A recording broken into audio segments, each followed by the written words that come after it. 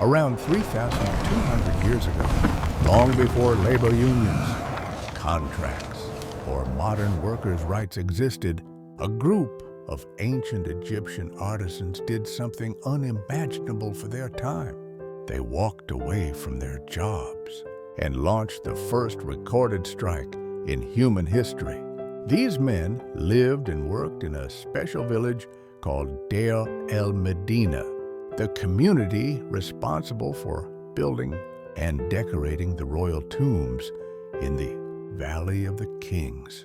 They were highly skilled, protected by the state, and essential to Egypt's most sacred project, securing the pharaoh's afterlife. But even elite workers have limits. Historical documents discovered on papyrus reveal that the workers suddenly stopped receiving their monthly grain rations, their only form of salary. For days they waited, then weeks, but the food never came. So, in an act that shocked their overseers, the men laid down their tools, marched out of the village, and occupied a nearby temple, refusing to continue the pharaoh's tomb until they were paid. This was not a violent revolt. It was organized, disciplined, and astonishingly modern.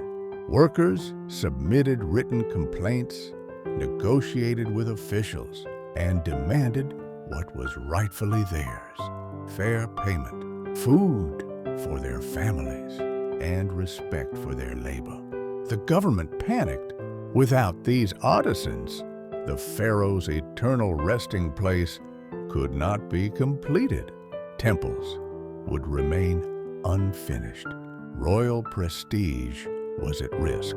Eventually, after repeated protests, the workers received their overdue rations, and the administration issued promises to prevent delays in the future. In every sense, the strike was a success. This event, recorded on surviving papyri, shows us something profound. Even in one of the world's oldest civilizations, ordinary people understood their value. They recognized injustice, and they stood together to demand change.